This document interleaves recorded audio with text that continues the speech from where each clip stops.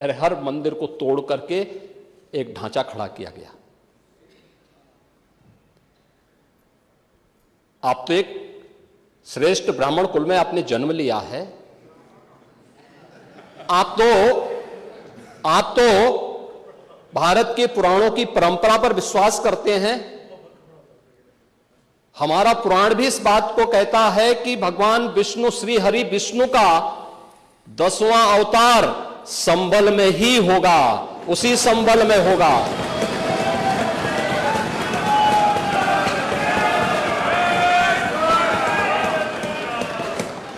और यह तो केवल सर्वे की बात थी। माननीय न्यायालय के आदेश पर जिलाधिकारी का मतलब जिले का एडमिनिस्ट्रेटिव हेड, पुलिस अधीक्षक उस जिले की पुलिस फोर्स का मुखिया है। इनका दायित्व है कि शांतिपूर्ण तरीके से किसी सर्वे के कार्यक्रम को वहां पे संपन्न करना, माननीय न्यायालय के आदेश को अक्षरशः अनुपालन करना। और सर्वे 19 नवंबर को भी हुआ, 21 नवंबर को भी हुआ, 24 नवंबर को भी सर्वे का कार्य चल रहा था। क्या यह संभव है? नहीं, 21 को संपन्न नहीं हुआ था। ये लगातार सर्वे का काम चल रहा था। और सर्वे के कार्य के दौरान पहले 2 दिन कोई भी शांति भंग नहीं हुई। तीसरे दिन जब 23 नवंबर को जुमे की नमाज के पहले और जुमे की नमाज के दौरान जिस प्रकार की तकरीरें दी गईं, उन तकरीरों के बाद माहौल खराब हुआ। और फिर उसके बाद जिस प्रकार की स्थितियां की गई थी वो सबके सामने है। और इसलिए मैं कह रहा हूं, हमारी सरकार ने तो पहले ही कहा कि हम जुडिशियल कमीशन बनाएंगे। ये एक्ट के अंतर्गत ही कमीशन बना हुआ है। माननीय सदन में उसकी रिपोर्ट भी आएगी। दूध का दूध और पानी का पानी सबके सामने आएगा। मैं केवल एक बात कहना चाहता हूं कि अगर संभल के बारे में हम जब बात करते हैं महोदय, एक लंबा सिलसिला है इस संभल का। और अगर मैं संभल की जब चर्चा करता हूं तो संभल में कैसे माहौल खराब किया गया वहां पे। ये संभल में दंगों का जो इतिहास है 1947 से ही प्रारंभ होता है। 1947 में एक मौत होती है। 1948 में 6 लोग मारे जाते हैं। 1958 में भी दंगा होता है। 1962 में भी दंगा होता है। 1976 में भी 5 लोगों की मौत वहां पर हुई थी। और 1978 में 184 हिंदुओं को सामूहिक रूप से जला दिया गया था। 184 हिंदुओं को हत्या हुई थी, हिंदुओं की हत्या हुई थी और जलाया भी गया था। और 184 हिंदू मारे गए थे वहां। 184। मैं वही तो कह रहा हूं ना, आप उस सच को स्वीकार नहीं करेंगे, आप उस सच्चाई को स्वीकार नहीं करेंगे। और लगातार कई महीनों तक वहां कर्फ्यू था। 1980 में फिर दंगा हुआ था, एक मृत्यु हुई। 1982 में फिर दंगा हुआ, एक मृत्यु हुई। 1986 में 4 लोग मारे गए। और 1990 फिर 1992 में 5 मौतें हुई। 1996 में 2 मौतें हुई। ये लगातार ये सिलसिला चलता रहा। 1947 से लेकर के अब तक 209 हिंदुओं की निर्मम हत्या वहां हुई है संभल के अंदर। 209 हिंदुओं की। और एक भी बार किसी ने उन निर्दोष हिंदुओं के लिए कभी दो शब्द नहीं कहे, उनके प्रति, उन परिवारों के प्रति संवेदना के शब्द नहीं कहे। महोदय, जो आज घड़ियाली आंसू बहा रहे हैं, ये लोग कभी भी उन निर्दोष हिंदुओं के बारे में कभी दो शब्द नहीं कहे। वहां पर 1978 में जो दंगा हुआ था, महोदय, किस प्रकार की स्थिति थी। एक वैश्य जिसने सबको उधार दे रखा था पैसा, और इस बात को मानता था कि साहब मैं तो सबको पैसा देता हूं, मेरे यहां तो सब व्यवसाय के साथ जुड़े हुए हैं। अगल बगल के हिंदू दंगा होने के बाद उनके घर में इकट्ठे होते हैं।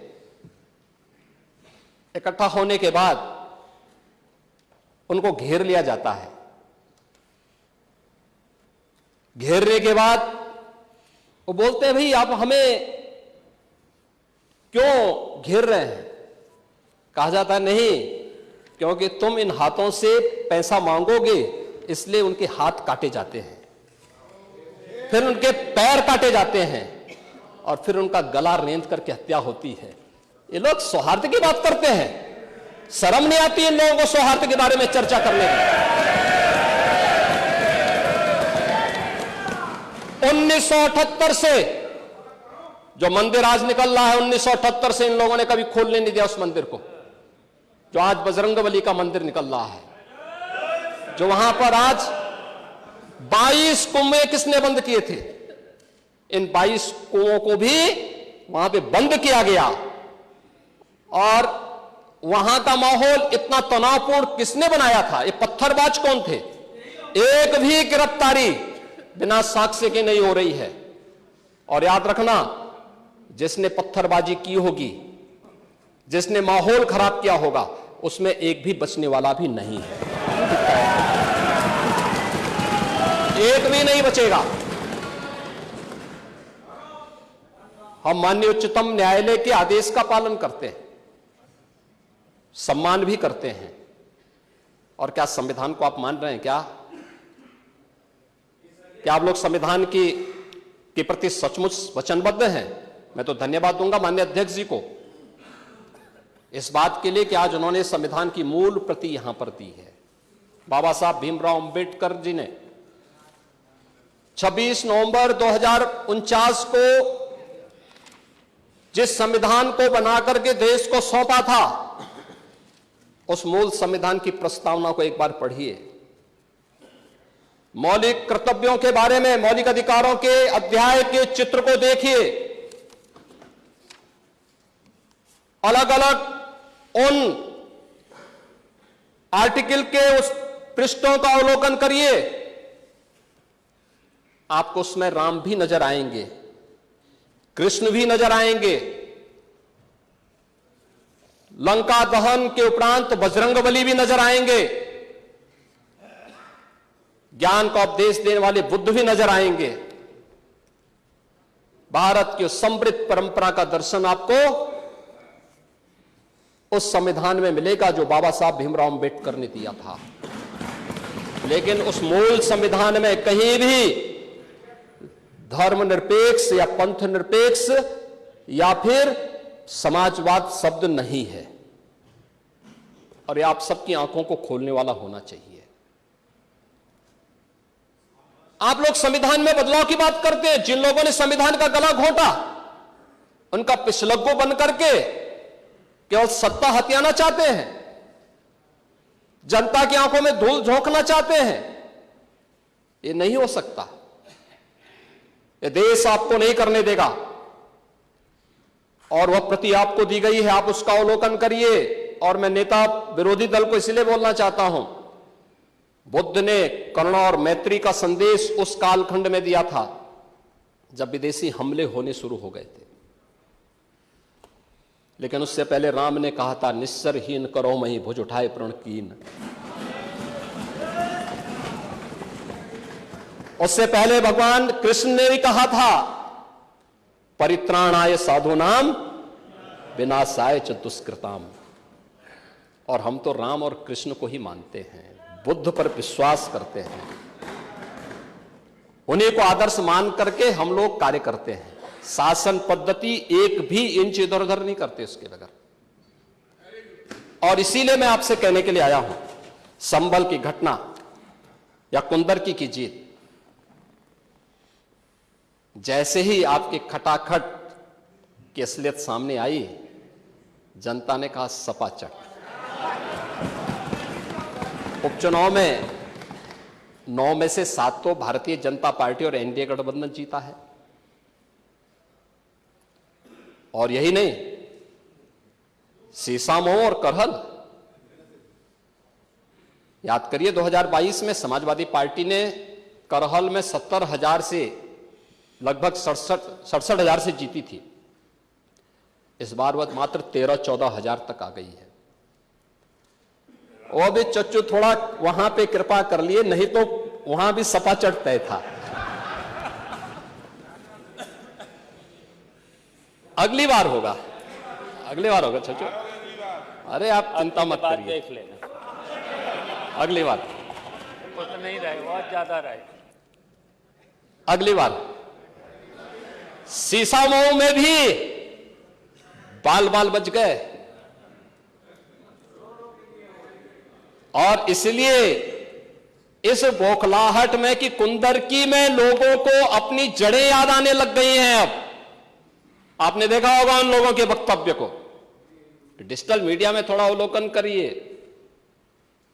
और देखिए वहां पे जब लोग चिल्ला चिल्ला के बोल रहे हैं कि इन विदेशियों से पिंड छुड़ाना है, क्या बोल रहे हैं लोग, सबको अपनी जड़ें याद आने लग गई हैं। और मुझे लगता है जिस दिन इकबाल महबूब जी को भी अपनी जड़ें याद आएंगी, वह भी फिर यही बात बोलेंगे जो इधर के माननीय सदस्य कह रहे हैं। महोदय, मैं उनसे कहूंगा कि एक बार बाबरनामा का जरूर, बाबरनामा को जरूर पढ़ें।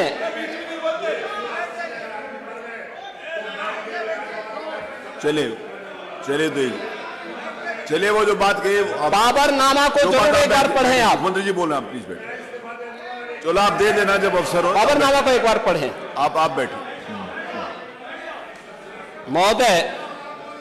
महोदय, संभल की घटना के साथ ही मैं प्रदेश के अंदर अलग अलग समय में जो दंगे अलग अलग समय में हुए हैं। 1972 में आगरा में दंगा हुआ, 19 लोग मरे थे। आजमगढ़ में 1972 में दंगा हुआ, 3 लोग मरे थे। बहराइच में 1973 में दंगा हुआ, 1 व्यक्ति की मौत हुई थी। गोंडा में 1973 में दंगा हुआ, 1 व्यक्ति की मौत हुई। प्रयागराज में 1973 में एक दंगा हुआ, 2 लोगों की मौत हुई। मेरठ में 1973 में दंगा हुआ, 8 लोगों की मौत हुई। आगरा में फिर 1974 में दंगा हुआ, 1 व्यक्ति की मौत हुई। पीलीभीत में 1974 में दंगा हुआ, 3 लोगों की मौत हुई। कानपुर में 1975 में दंगा हुआ, 2 लोगों की मौत हुई। मुरादाबाद में 1976 में दंगा हुआ, 3 लोगों की मौत हुई।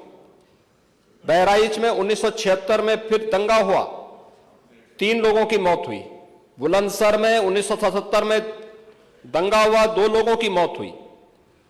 वाराणसी में 1977 में दंगा हुआ, 8 लोगों की मौत हुई। मुरादाबाद में 1978 में दंगा हुआ, 19 लोगों की मौत हुई। अलीगढ़ में 78 में दंगा हुआ, 21 लोगों की मौत हुई। ये लगातार मैं क्या कर रहा हूं, उसमें आप भी थे, जिसके कारण लोकतंत्र सेनानी आप कहलाते हैं, लोकतंत्र सेनानी कहलाते हैं मल्होत्रा जी।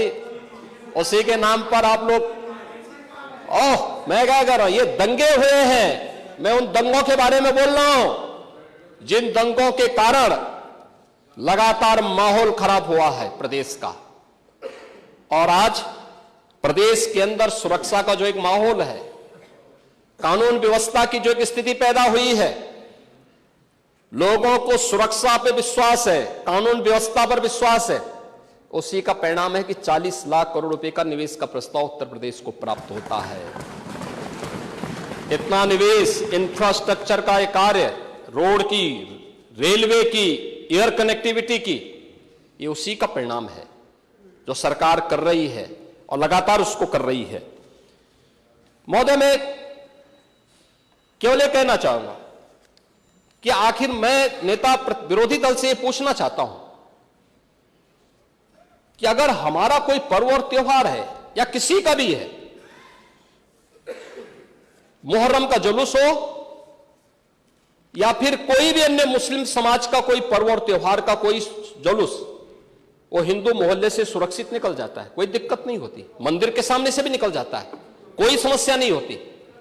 लेकिन इस समस्या केवल वहीं पे क्यों खड़ी होती है जब कोई हिंदू शोभा यात्रा किसी मस्जिद के सामने से, किसी मुस्लिम बाहुल्य क्षेत्र से निकलती है, तब क्यों तनाव पैदा हो जाता है?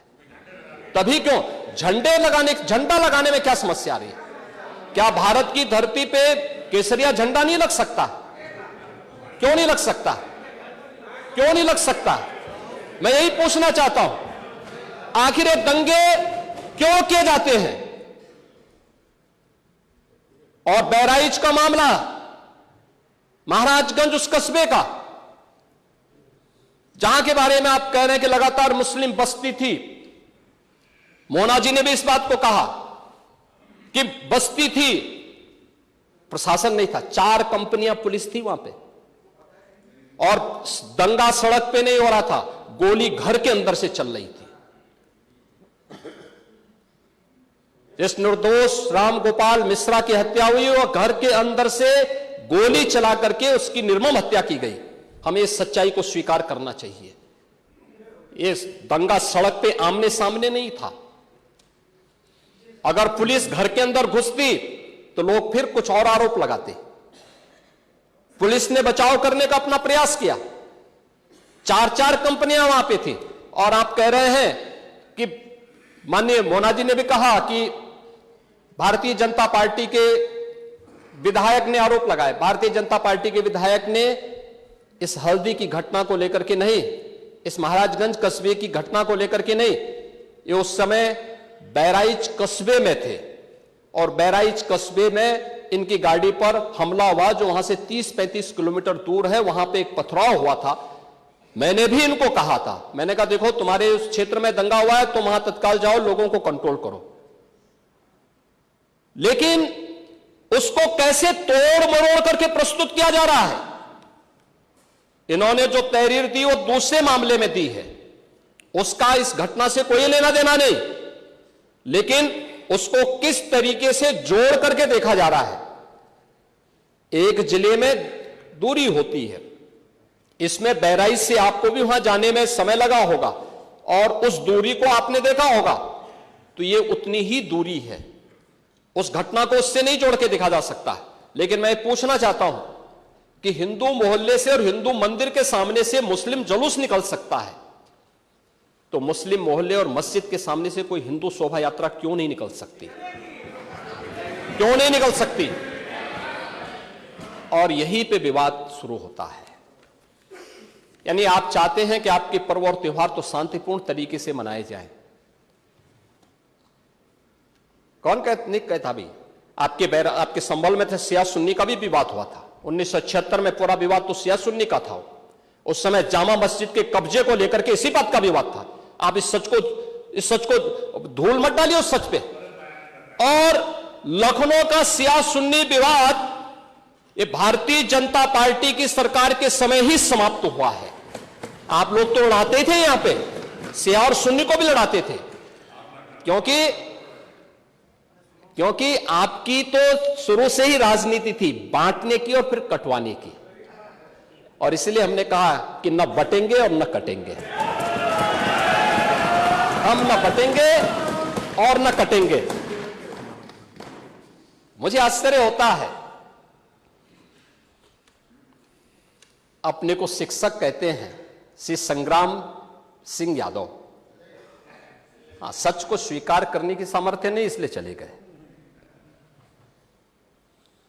आप देखें एक दोहरे चरित्र के व्यक्ति के द्वारा जो अपनी कुछ पंक्तियां पहले लिखी गई हैं और बाद में उसका चरित्र कैसे बदला है, मोहम्मद अल्लामा इकबाल के बारे में वही कहते हैं। यानी जो पहले कहते थे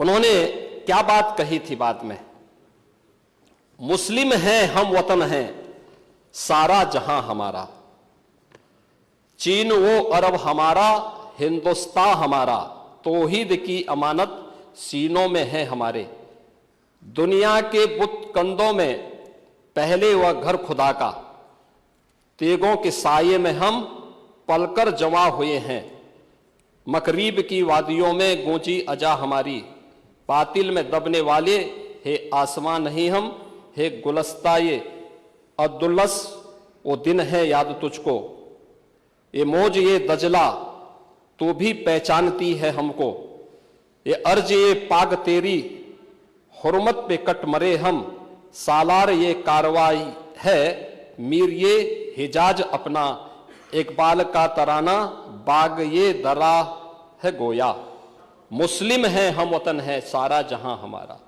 अब आप मुझे बताओ, क्या इकबाल को आप अपना आदर्श मानते हैं? क्या इस इकबाल को मानेंगे? क्या वो अपने को पेशे से शिक्षक कहते हैं, ऐसे शिक्षक छात्रों को पढ़ाएंगे तो दुर्गति कराएंगे ही कराएंगे। यानी इकबाल की एक कविता को यहां पे पढ़ करके और वास्तविक सच से आप धूल डाल करके उसको छुपा नहीं सकते हैं। और मैं इसीलिए कहना चाहूंगा कि महोदय, प्रशासन ने पूरी कार्रवाई की है और लगातार हमारे संज्ञान में सारी बातें हैं। एक एक बात पर सरकार नजर रख रही है। 25 करोड़ की आबादी का प्रदेश है और 25 करोड़ की आबादी के प्रदेश में पिछले 7.5 वर्ष के दौरान सभी पर्व और त्योहार शांतिपूर्ण तरीके से संपन्न हुए हैं। सभी वीवीआईपी विजिट सकुशल संपन्न हुई हैं। अयोध्या में श्री राम जन्मभूमि पर भगवान राम के भव्य मंदिर के कार्यक्रम को भी, जिसको लेकर के आप बहुत बड़ा पहले प्रदेश के मन में भय पैदा करते थे, वह भी सकुशल संपन्न हुआ। आज प्रदेश में जब सर्वत्र सुरक्षा का एक बेहतरीन माहौल है और 2025 में जब उत्तर प्रदेश को एक गौरव प्राप्त होने जा रहा है कि दुनिया का सबसे बड़ा आध्यात्मिक और धार्मिक सामाजिक जो उत्सव हो, एक महापर्व है महाकुंभ प्रयागराज, जिसमें पूरी दुनिया का एक समागम होने वाला है, जब इसे आयोजित करने का अवसर प्राप्त हो रहा है, तब मैं विपक्ष के अपने साथियों से कहना चाहूंगा कि प्रदेश के माहौल को अपने वक्तव्यों से और अपने करतूतों से कृपया खराब न करें। प्रदेश आगे बढ़ना चाहता है, विकास के अपने लक्ष्यों को प्राप्त करना चाहता है, लेकिन मैं इस बात के लिए आश्वस्त करूंगा कि 25 करोड़ जनता को सुरक्षा देना, उनकी हर प्रकार से हिफाजत करना, ये प्रदेश सरकार की जिम्मेदारी है। लेकिन अराजकता, पत्थरबाजी और किसी भी इस प्रकार के आदेश के खिलाफ जो माननीय न्यायालय ने आदेश किया है, उसके बाद भी कोई कानून को अपने हाथों में लेकर के कानून को ठेंगा दिखाने का प्रयास करेगा तो सरकार उससे सख्ती से निपटने का काम भी करेगी। और वही सख्ती वहां पर आवश्यक है जहां पर लोगों ने माहौल खराब करने का प्रयास किया है। एक भी निर्दोष नहीं जाएगा। जितने भी विजुअल्स होंगे उसके वीडियो फुटेज हैं, गोली चलाते हुए, कट्टा लहराते हुए, तलाशी के दौरान पत्थरबाजी करते हुए, घरों के छतों के ऊपर जो पत्थर रखे गए हैं, ये सारी विजुअल्स हमारे पास हैं और उसके अनुरूप ही कार्रवाई होगी। हां, ये जरूर आश्वस्त करते हैं कोई निर्दोष के खिलाफ कोई कार्रवाई नहीं होने वाली, अब तक नहीं हुई है, आगे भी नहीं होगी। लेकिन कोई दोषी होगा उसको कोई बचा भी नहीं पाएगा। यह भी मैं इस सदन के माध्यम से पूरे प्रदेश के अंदर बहुत स्पष्टता के साथ कहना चाहूंगा कि सरकार की जीरो टॉलरेंस की नीति पहले दिन से है। अपराध और अपराधियों के प्रति, दंगों और दंगाइयों के प्रति वही जीरो टॉलरेंस की नीति के साथ सरकार कार्य करेगी। इन दोनों मामलों में राजनीति की बजाय हमें समग्रता की दृष्टि से देखना होगा, और समग्रता की दृष्टि से ये जो मैंने पहले माननीय नेता विरोधी दल को कहा कि आखिर ये कहां लिखा है संविधान में कि किसी मुस्लिम बाहुल्य क्षेत्र में हिंदू शोभा यात्रा नहीं निकल सकती, और जब आप रोकते हैं तभी हिंदू पक्ष से भी रिएक्शन आता है कि साहब हम भी नहीं जाने देंगे। भाई मुझे आश्चर्य होता है इन बातों को लेकर के कि मस्जिद के सामने से नहीं निकलने देंगे। क्यों नहीं निकलने देंगे? ये सड़क क्या किसी की है क्या? ये सार्वजनिक मार्ग है, कैसे आप रोक सकते हैं? परंपरागत बहराइच में भी परंपरागत जुलूस था, परंपरागत जुलूस था, वही मैं कह रहा हूं, परंपरागत जुलूस था, और उसी परंपरागत जुलूस को आगे बढ़ाने के लिए सारे कार्यक्रम संपन्न हुए थे, आगे भी संपन्न होंगे। लेकिन ये चीजें तय करना, ये कहना कि उत्तेजक नारे लगाए जा रहे थे, जय श्री राम का नारा उत्तेजक नहीं है, ये हमारी श्रद्धा का नारा है, हमारी आस्था का प्रतीक है। कल मैं आपसे कहूंगा कि अल्लाह वो अकबर का जो स्लोगन है ये हमें अच्छा नहीं लगता, नहीं, आपको हम रोकें तो क्या आपको अच्छा लगेगा?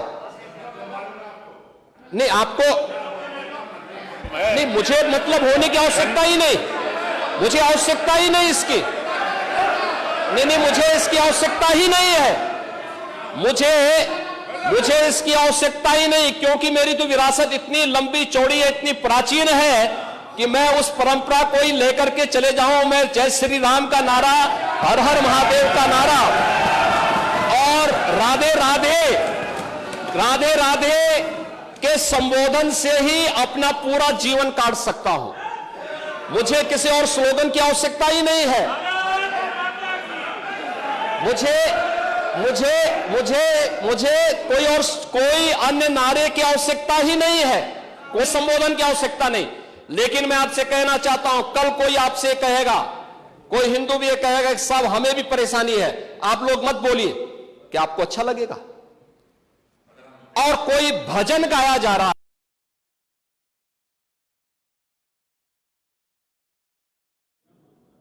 ये हमारे यहां शक्ति के प्रतीक भी है और भक्ति के प्रतीक भी है, नहीं तो वही तो ऐतराज है। समस्या तो उसी बात को लेकर के है, सारा विवाद तो उसी बात को लेकर के है, सारा विवाद तो उसी बात को लेकर के है। और मुझे लगता है आपने बाबरनामा पढ़ा होता तो आप मुझसे बहस करते ही नहीं, जिसमें स्वयं मीर बाकी के द्वारा हरिहर मंदिर तोड़ने का जिक्र किया गया है। क्या बात करते हैं आप?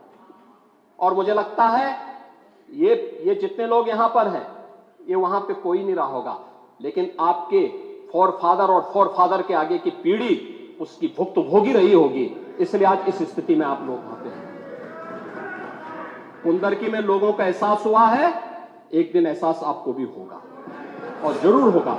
और इसीलिए मैं आपसे कहना चाहूंगा कि ये सनातन की जीत है, जो कुंदरकी की जीत है, ये भारत की वास्तविक जीत है, ये भारत के संविधान की जीत है, जो कुंदरकी, कटहरी, खैर, गाजियाबाद, मीरापुर, फूलपुर, मझवा यहां पे हुई है। ये वास्तव में यही है भारत के संविधान। आप तो सबको कटघरे में खड़ा करते हैं। मुझे आश्चर्य होता है कि आखिर आप मानते किसको हैं? आप मानते किसको हैं? मुझे एक बात बताओ कि भारत के संविधान के अनुरूप माननीय उच्चतम न्यायालय, एक तरफ आपने सर्वे के बारे में माननीय उच्चतम न्यायालय की बात का स्वागत किया, और माननीय उच्चतम न्यायालय ही एक बात को कहता है, बार बार भारत के माननीय उच्चतम न्यायालय ने समान नागरिक कानून की बात देश के अंदर लागू करने की कही है। और भारत अकेला देश है, भारत अकेला देश है जिसमें बहुसंख्यक समाज अपने लिए विशेष अधिकार की मांग नहीं करता है, बल्कि एक समान नागरिक कानून की मांग कर रहा है। और अगर एक माननीय न्यायाधीश ने, इलाहाबाद उच्च न्यायालय के एक माननीय न्यायाधीश ने उस समान नागरिक कानून की वकालत की, तो आप उनके खिलाफ महाभियोग का नोटिस राज्यसभा में दे दिए। ये आपके दोहरे चरित्र को नहीं दिखाता तो क्या है ये? आखिर दुनिया के अंदर यही हो रहा है, लेकिन भारत के अंदर बहुसंख्यक समाज कह रहा है कि साहब एक समान नागरिक कानून लागू करो। लेकिन अगर वही माननीय न्यायाधीश एक सामाजिक सांस्कृतिक संगठन के कार्यक्रम के दौरान इस बात को कहते हैं कि दुनिया के अंदर ये है, तो नोटिस राज्यसभा में दे दिए, ये आपके दोहरे चरित्र को नहीं दिखाता तो क्या है ये? आखिर दुनिया के अंदर यही हो रहा है, लेकिन भारत के अंदर बहुसंख्यक समाज कह रहा है कि साहब एक समान नागरिक कानून लागू करो। लेकिन अगर वही माननीय न्यायाधीश एक सामाजिक सांस्कृतिक संगठन के कार्यक्रम के दौरान इस बात को कहते हैं कि दुनिया के अंदर ये है, अगर भारत के अंदर इसको मांग करने की वकालत हो रही है तो बुरा नहीं। और माननीय उच्चतम न्यायालय बार बार इसके बारे में सरकार को कह चुकी है, लेकिन आप लोग उसमें एक तरफ उच्चतम न्यायालय के द्वारा सर्वे पर रोक लगाने का स्वागत कर रहे हैं, बुलडोजर की कार्रवाई पर दी गई गाइडलाइन का स्वागत कर रहे हैं। उसका तो स्वागत हमने भी किया है, क्योंकि उत्तर प्रदेश अकेला राज्य है जिसने बुलडोजर की कार्रवाई को अक्सरशः सुप्रीम कोर्ट की उस गाइडलाइन के अनुसार अंजाम दिया है, अक्सरशः। और इसीलिए मैं कह रहा हूं कि यही स्थिति है कि माननीय न्यायाधीश इलाहाबाद उच्च न्यायालय ने अगर वक्तव्य दिया समान नागरिक कानून के बारे में, तो समाजवादी पार्टी, कांग्रेस, इन सब के लोगों ने राज्यसभा में उनके खिलाफ एक महाभियोग की नोटिस ही दे करके आप सच को मुंह जबरदस्ती बंद करना चाहते हैं। और वहीं पे नहीं किया आपने, यहां पर भी आप चुप नहीं रहे। राज्यसभा के माननीय सांसद, माननीय सभापति तो भारत के महामहिम उपराष्ट्रपति भी हैं, उनके खिलाफ भी अविश्वास प्रस्ताव की नोटिस दे दी गई, इसलिए क्योंकि उन्होंने सदन स्मूथली चलाने के लिए सदन के सभी पक्षों से कहा। एक सभापति के रूप में, एक चेयरपर्सन के रूप में उनकी जिम्मेदारी यही है, उन्होंने इसी बात को कहा। लेकिन एक किसान का पुत्र कैसे इतनी बड़ी कुर्सी पे पहुंच गया, ये लोगों को अच्छा नहीं लग रहा, ये अच्छा नहीं लग रहा है, इसलिए अविश्वास प्रस्ताव को नोटिस। चुनाव के दौरान चुनाव आयोग को कटघरे में खड़ा किया गया, चुनाव आयोग को कटघरे में खड़ा करने का प्रयास, यानी जबरदस्ती आप गन पॉइंट पर अपनी बातों को मनवाना चाहते हैं संवैधानिक संस्थाओं से। मुझे लगता है ये चरित्र अच्छा नहीं है, ये स्वस्थ लोकतंत्र के लिए अच्छी परंपरा नहीं है। हमें संवैधानिक संस्थाओं का सम्मान करना सीखना होगा, हमें संवैधानिक संस्थाओं को हर प्रकार से मजबूत बनाना होगा, और शासन प्रशासन की कार्रवाई को जो न्याय हित में हो, समाज हित में हो, राष्ट्र हित में हो और आने वाले भविष्य के हित में हो, उसका भी समर्थन करना चाहिए। और मैं यही कहूंगा कि बहराइच की घटना में या संभल की घटना में प्रशासन की कार्रवाई पूरी ईमानदारी के साथ, पूरी न्याय संगत तरीके से आगे बढ़ रही है। हम लोगों ने संभल की घटना को लेकर के एक जुडिशियल कमीशन गठित किया है।